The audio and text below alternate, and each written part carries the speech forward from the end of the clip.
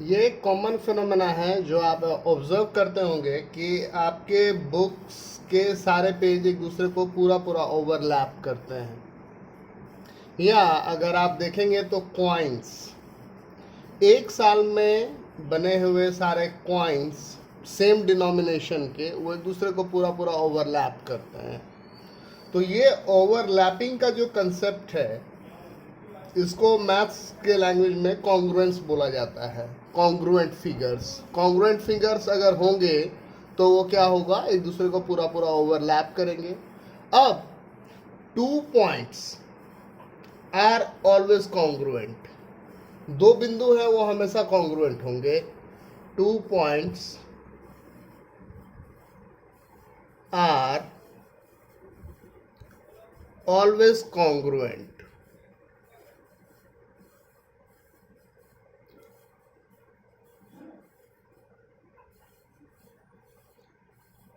अब विचार कीजिए,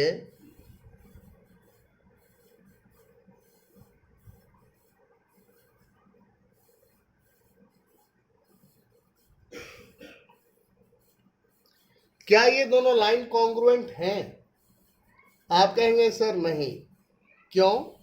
ये दोनों लाइन सेगमेंट कॉन्ग्रुएंट क्यों नहीं है? क्योंकि दोनों का लेंथ अलग अलग है। ए बी जो है वो देख करके ही छोटा सा लग रहा है और सी डी जो है वो बड़ा है, तो obviously A B C D को पूरा पूरा कवर नहीं करेगा। और अगर सी डी को आप ए बी के ऊपर में ओवरलैप करेंगे तो क्या होगा,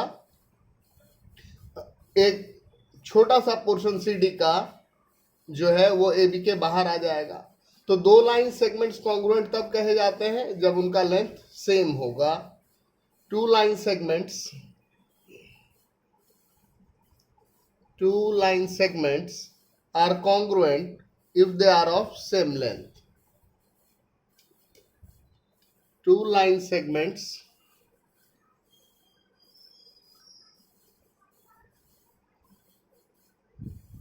are congruent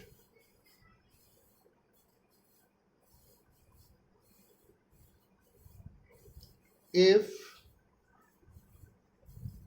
their length is same. ये बात एंगल के लिए भी है।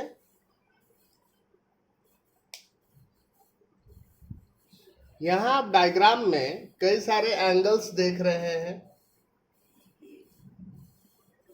क्या आप ये गेस कर सकते हैं कि इसमें से कौन से दो एंगल कॉन्ग्रुएंट हो सकते हैं? तो अगर हम ABC की बात करें और PQR की बात करें तो आप कहिएगा कि सर ये दोनों कॉन्ग्रुएंट नहीं है। क्यों? क्योंकि ABC देखने में एक्यूट एंगल लग रहा है और PQR देखने में ऑब्ट्यूस एंगल लग रहा है। उसी तरह अगर हम XYZ की बात करें तो एंगल Y जो है वो लगभग 90 डिग्री लग रहा है, वो एक राइट एंगल है, यानी वो भी कॉन्ग्रुएंट नहीं होगा। और अगर हम LMN की बात करें तो वो एक एक्यूट एंगल जैसा लग रहा है। चूंकि यहाँ पर एग्जैक्ट मेजरमेंट नहीं गिवन है, बट स्टिल अगर ABC के किसी के साथ कॉन्ग्रुएंट होने की बात है तो हम क्लोज प्रॉक्सिमिटी में LMN को रख सकते हैं। हम कह सकते हैं कि ABC जो है वो LMN के कॉन्ग्रुएंट हो सकता है। आप इतना गेस कर सकते हैं। तो जो आपका ये ऑब्जर्वेशन है इसके बिहाफ पे हम क्या लिख सकते हैं, two angles are congruent if their measurement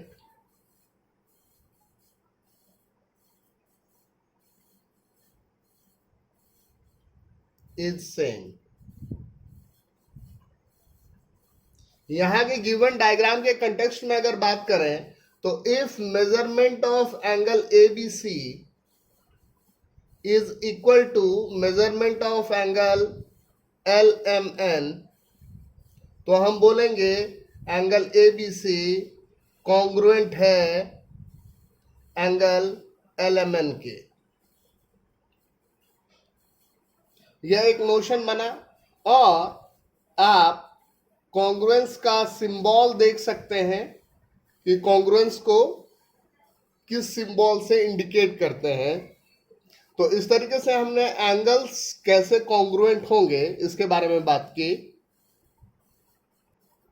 यहाँ आपके सामने कई सारे सर्कल बने हुए हैं, मैं नाम दे देता हूं 1, 2, 3 और 4।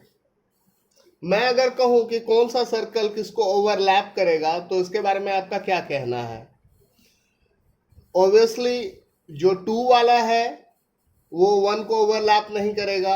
3 जो है सर्कल नंबर 3 वो इतना बड़ा है कि वो सारे सर्कल को ओवरलैप तो क्या करेगा, उससे बहुत बड़ा हो जाएगा। तो अगर हम देखें तो सर्कल नंबर 1 और सर्कल नंबर 4 के एक साइज के मतलब कॉन्ग्रुएंट होने के चांसेस हैं। और ये कॉन्ग्रुएंट कब होंगे एग्जैक्ट, जबकि इनका रेडियस सेम हो। यानी दो सर्कल कॉन्ग्रुएंट तब कहे जाते हैं जब दोनों का रेडियस सेम हो। तो हम क्या लिख सकते हैं, 2 सर्कल्स आर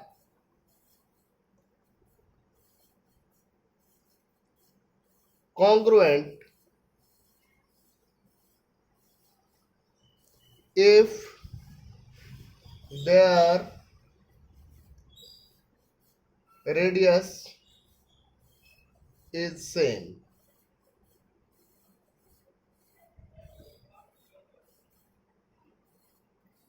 डायग्राम में आप कुछ स्क्वायर देख पा रहे हैं, आइए उसकी लेबलिंग करें। इसका नाम रख दिया मैंने ABCD, इसका रख देते हैं PQRS, WXYZ और इसका नाम रख देते हैं RACE।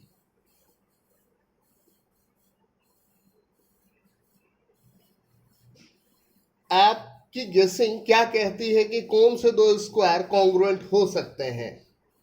आप अपने ऑब्जर्वेशन से कह दीजिएगा कि सर ये वाला स्क्वायर और ये वाले स्क्वायर के कॉन्ग्रुएंट होने की के चांसेस हैं, प्रोवाइडेड आप इनके साइड्स को मेजर कीजिए और अगर दोनों के साइड्स की लेंथ सेम है तो हम कह सकते हैं कि ये दोनों स्क्वायर कॉन्ग्रुएंट होंगे। यानी स्क्वायर के केस में कॉन्ग्रुएंस का क्या क्राइटेरिया होगा, 2 squares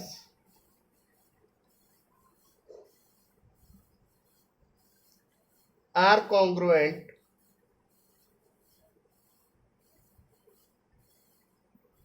if their corresponding sides are same।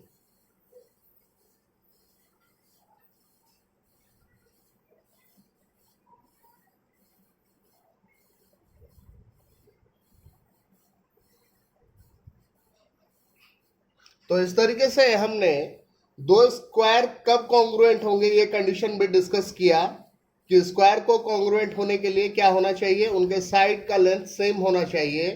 अगर ये मान लेते हैं फॉर दैट मैटर कि ये 3 सेंटीमीटर का है और ये भी 3 सेंटीमीटर है तो ये कॉन्ग्रुएंट होंगे। क्यों? क्योंकि साइड का लेंथ सेम है। यहाँ आप डायग्राम में कुछ रेक्टेंगल्स को देख पा रहे हैं, आइए उनकी लेबलिंग करते हैं। ABCD, इसका नाम रख लेते हैं PQRS, WXYZ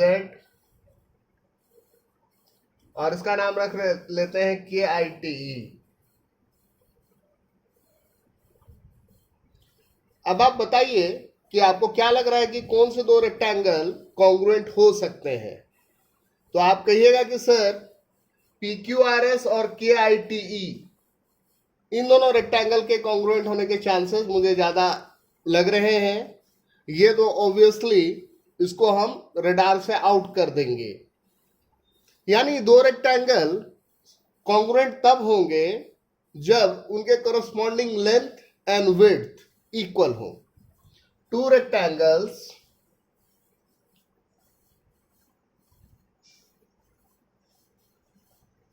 are congruent if their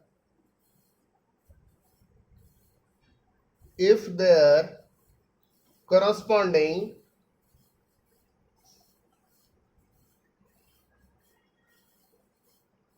length and width are equal. अब आपके मन में आ रहा होगा कि सर आप स्क्वायर, रेक्टेंगल, सर्कल, एंगल और लाइन सेगमेंट के बारे में बात कर चुके हैं, लेकिन आपने अभी तक ट्रायंगल्स के बारे में बात नहीं किया। तो अब हम ट्रायंगल्स के बारे में बात करेंगे। यहां आप देख पा रहे हैं दो ट्रायंगल्स को। एक ट्रायंगल है एबीसी, दूसरा है पीक्यूआर। तो ट्रायंगल में जो कॉन्ग्रुएंस का कंसेप्ट है वो ऐसा है कि कोरस्पॉन्डिंग वर्टिसेस को मैच करना चाहिए। यानी वर्टिसेस ए लाई करे पी पे, वर्टेक्स बी लाई करे क्यू पे और वर्टेक्स सी लाई करे आर पे। उसके बाद क्या हो, कोरस्पॉन्डिंग साइड्स के लेंथ सेम हो। यानी ए बी की जो लंबाई है वो पी क्यू की लंबाई हो, जो बी सी का लेंथ है वह क्यू आर के लेंथ के इक्वल हो, और जो ए सी का लेंथ है वह आपके पी आर का लेंथ हो।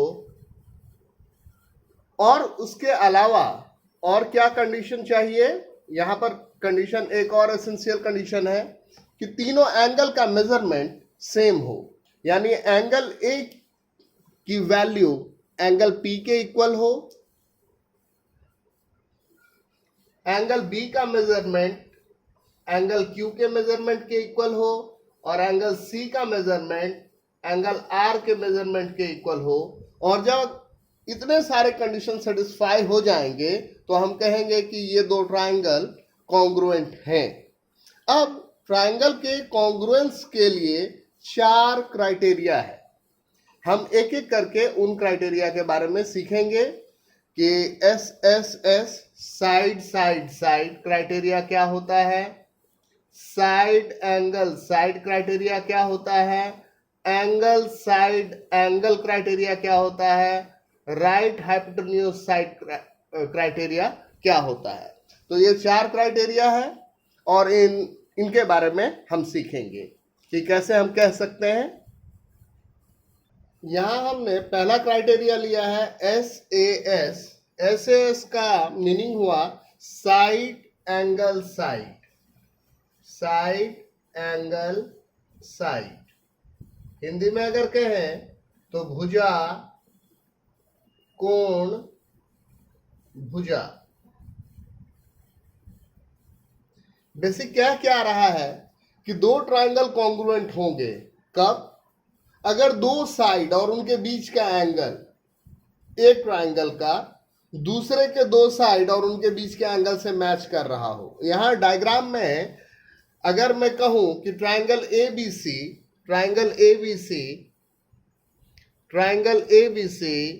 कॉन्ग्रुएंट है ट्रायंगल पीक्यूआर के किस क्राइटेरिया से, एस क्राइटेरिया से। तो इसका यह मतलब हुआ कि जो डायग्राम है उसमें ए बी का लेंथ पी क्यू के लेंथ के इक्वल हो,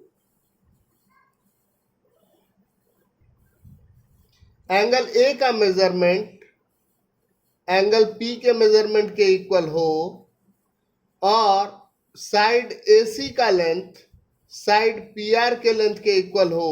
तो हम कहेंगे कि ये दोनों ट्रायंगल कॉन्ग्रुएंट हैं एस क्राइटेरिया से। तो एस क्राइटेरिया आप समझ गए।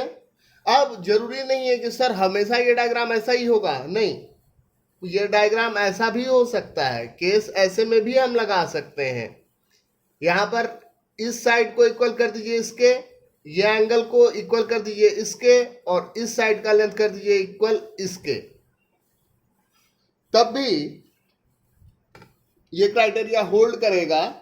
यहां नीचे के डायग्राम में आप देख पा रहे हैं, यहां पर वर्टिकल ये वाला एंगल लिया था ऊपर वाला, यहां पर मैंने ये एंगल इसको लिया है, लेकिन जो एंगल लेंगे उसके वो एंगल जिन दो साइड से इंक्लूड होगा उसका लेंथ को सेम करना है। ये नहीं कि हम एंगल ये वाला ले रहे हैं और साइड इन दोनों वाले की बात कर रहे हैं, ऐसा नहीं। अगर आपने ये एंगल लिया है तो ये एंगल जिन दो साइड से बन रहा है, मान लीजिए XYZ है, और ये मान लीजिए